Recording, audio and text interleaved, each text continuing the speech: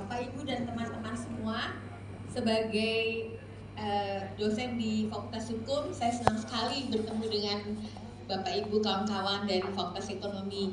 Biasanya antar fakultas itu temboknya tinggi-tinggi, tapi pagi ini kita menjebol tembok-tembok, ada orang fisik juga. Pak David, dulu saya juga ikut kayak Pak David dukung Jokowi. Sampai saya itu disidang di Dewan Guru Besar UI waktu rapat pleno karena katanya ASN kok ikut-ikut gitu. Saya ditanya sama Bu Tuti, Sulis, kamu di sana pidato nggak? Nggak. Kamu punya anggota partai nggak? Nggak. Jadi Sulis mau dihukum pakai pasal yang mana? Gitu. Jadi nggak bisa hukum saya. Uh, Sekarang nih setelah zaman Jokowi ganti rejim, kelihatannya jalan hukum buntu, jalan politik buntu. Jadi saya yang belajar antropologi hukum itu menawarkan jalan kebudayaan. Mengapa gitu? Karena sebenarnya dari Sabang sampai Merauke itu masyarakat punya sistem nilainya sendiri, punya sistem pengetahuan, sistem berpikir, punya sistem hukum sendiri. Mereka punya demokrasi, cara-cara yang sesuai dengan konteks-konteks demografi, sosial, kultural di tempat mereka masing-masing. Oleh karena itu, Profesor Muhammad Yamin, Bung Karno, para perumus Pancasila mengatakan Pancasila itu lahirnya diambil dari nilai-nilai yang ada di masyarakat kita dari Sabang sampai Merauke. Nah, oh PowerPoint-nya nggak ada ya? Oh ya, maaf. Oh,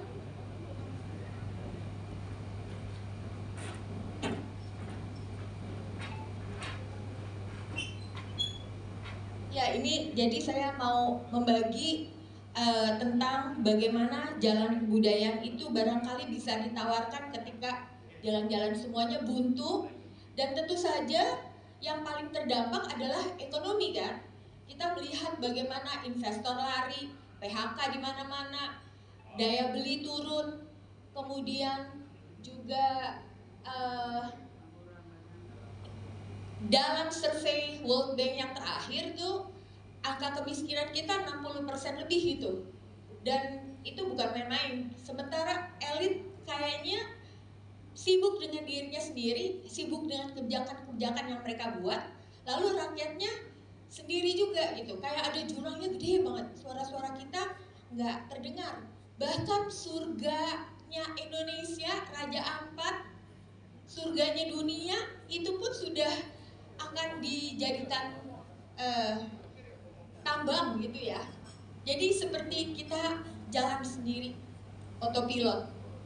Nah ini tadi yang saya bilang, padahal masyarakat kita itu pinter banget. Mereka punya sistem-sistem nilainya sendiri, demokrasinya sendiri. Yang harusnya itu yang kita pelihara, karena itu adalah bagian dari hak asasi manusia untuk mengembangkan budayanya sendiri. Nah, lalu pertanyaannya kan adalah apakah kita masih jadi negara hukum atau tidak gitu? Pendiri bangsa kita, founding fathers, founding mothers kan memastikan bahwa Indonesia itu adalah negara hukum.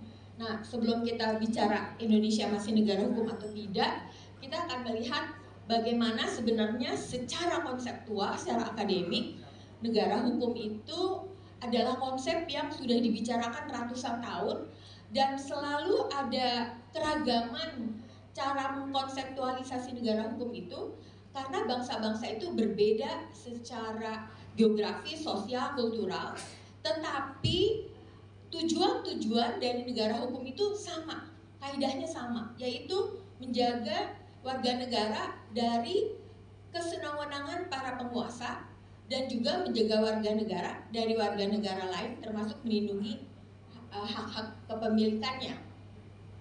Nah, ada profesor yang dia itu profesorshipnya dalam bidang Law and Society in Indonesia, Adrian Berner dari Leiden. Dulu saya sekolah di Leiden.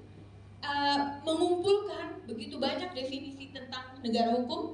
Menurut saya ini penting banget. Semua orang tanpa harus belajar di fakultas hukum harus tahu negara hukum itu apa gitu. Karena banyak tuh tesis, disertasi negara Indonesia adalah negara hukum, tapi kalau ditanya negara hukum itu apa gitu, belum tentu bisa jawab.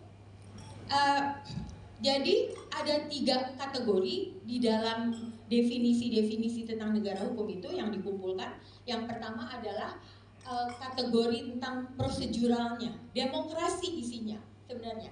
Jadi hukum itu harus dibuat berdasarkan hukum, bukan dibuat berdasarkan kemauan penguasa gitu.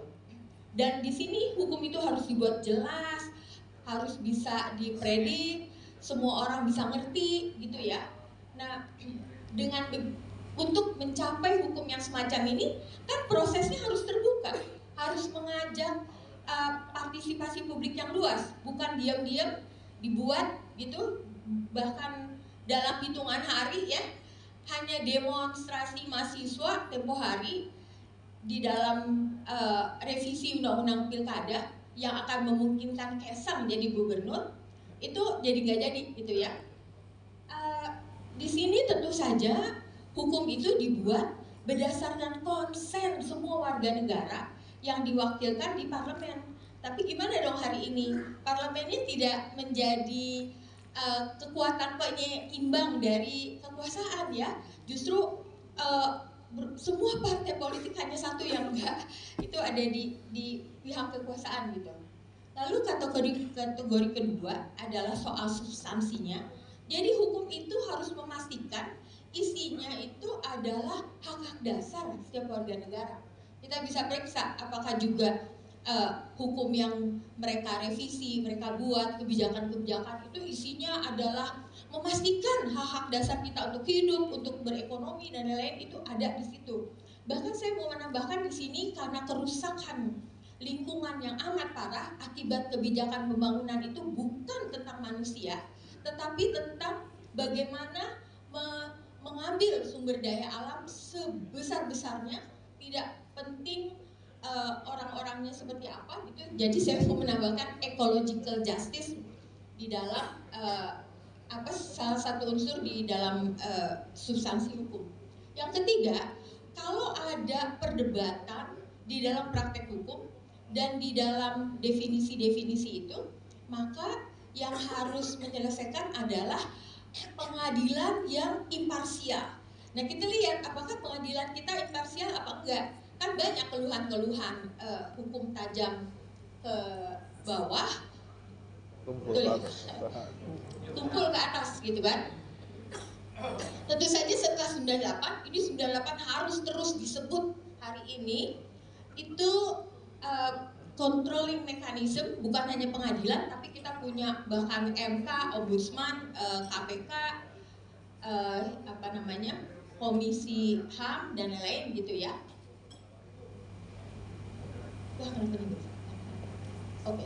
Nah, tapi kan sekarang tuh kita melihat bahwa negara hukum itu kolaps jadinya ya, karena mereka merumuskan hukum, merevisi hukum tanpa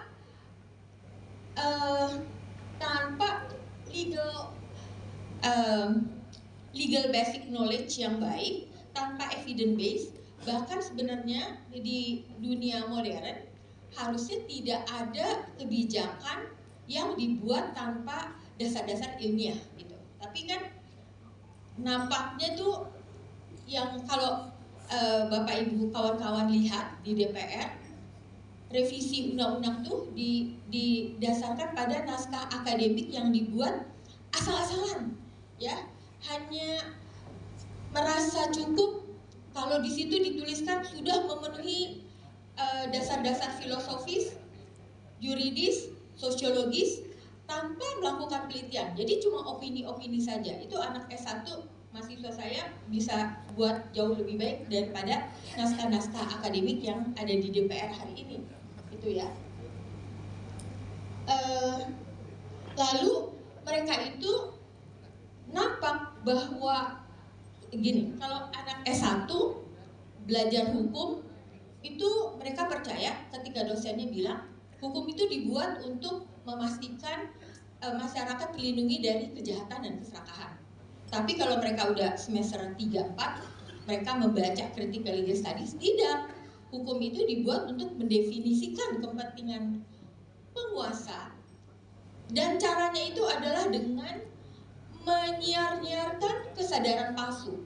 Jadi kita lihat pidato-pidato para pejabat itu semuanya mengatasnamakan rakyat, mau memberi makan rakyat, gitu ya. Tapi sebenarnya kita lihatlah, mereka bikin Danantara, mereka bikin Koperasi Merah Putih kan ya. Nah ini nih, semuanya direvisi-revisi, ada makan gratis, rumah gratis gitu ya, segala macem gitu ya. Itu yang mereka buat. Sekarang itu jadi bukan kleptokrasi lagi, plutokrasi.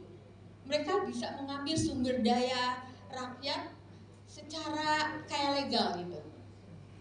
Dan yang sekarang terjadi adalah sebenarnya otoritarianisme. Memang secara global kita melihat juga, bukan hanya Indonesia, di Amerika, beberapa negara di Eropa, dan sayangnya kita juga ikut gitu. Nah, ditambah lagi sekarang yang sedang hangat, mereka bukan hanya mengubah hukum, tapi juga mengubah sejarah. Dengan alasan membuat sejarah yang mula-mulanya itu dikatakan sejarah resmi, sejarah nasional gitu kan. Dan itu artinya kalau ada ilmuwan bikin sejarah di luar yang resmi, maka bisa dianggap itu subversif. Bahaya sekali gitu ya. Lalu juga dibuat oleh proyek-proyek pemerintah. Siapa yang memberi pemerintah untuk memberi mandat kepada pemerintah untuk membuat sejarah gitu? Bukankah sejarah itu milik rakyat? Kan kita itu berdiri karena faham kerakyatan gitu ya. Dan sejarah itu sebetulnya identitas bangsa. Identitas politiknya di Pancasila, identitas hukumnya di konstitusi, identitas kita sebagai bangsa itu ada di sejarah. Siapa yang memberikan mandat kepada pemerintah untuk bikin sejarah gitu kan? Lalu secara keilmuan, bukankah peristiwa-peristiwa dalam sejarah itu sifatnya ideografis? Peristiwanya terjadi sekali, nggak bisa diulang gitu. Kalau ada temuan-temuan baru, pemikiran baru, harusnya bikin buku yang lain, bukan